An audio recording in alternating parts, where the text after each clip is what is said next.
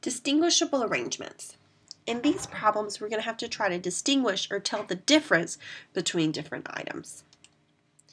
So we want to determine the number of distinguishable arrangements of the letters in the word mathematical. So what we mean by distinguishable is some of these letters are identical, for instance, the A's. If I were to just switch the A's and no other letters, I couldn't distinguish this from the original problem. But if I were to switch the A and the L, for instance, then I would know it's a new word. One way to think about it is Scrabble tiles. So each letter is on an individual tile. I wouldn't know which A I picked out, if it was this A, or the last A. They all look exactly the same. So this is how the problem works.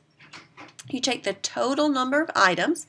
In this case, there's 12 letters. 1, 2, 3, 4, 5, 6, 7, 8, 9, 10, 11, 12. Factorial. Divided by the numbers that repeat. So there are 3 A's, that's the 3 factorial, 2 M's, and 2 T's. Now when you type this in the calculator, you either need to split it up into steps, type in the numerator, get an answer, denominator, get an answer, and then divide, or you need to put parentheses around the denominator so that the calculator knows all of those numbers are in the bottom. Let's look at another problem.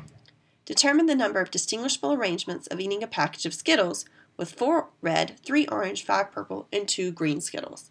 Again, if I pulled out a green Skittle, I wouldn't know which of the 2 it is. They would look exactly the same. Total, there are 14 different Skittles. 4 plus 3 plus 5 plus 2. 14 Skittles. 4 reds, 3 orange, 5 purple, 2 greens. Those are all my repeats, and they get factorials as well.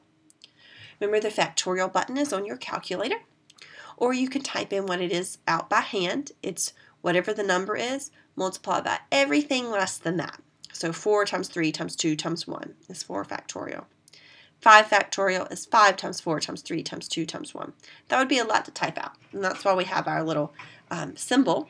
Our exclamation point means factorial, and our calculator already has that programmed in, so we just have to find that.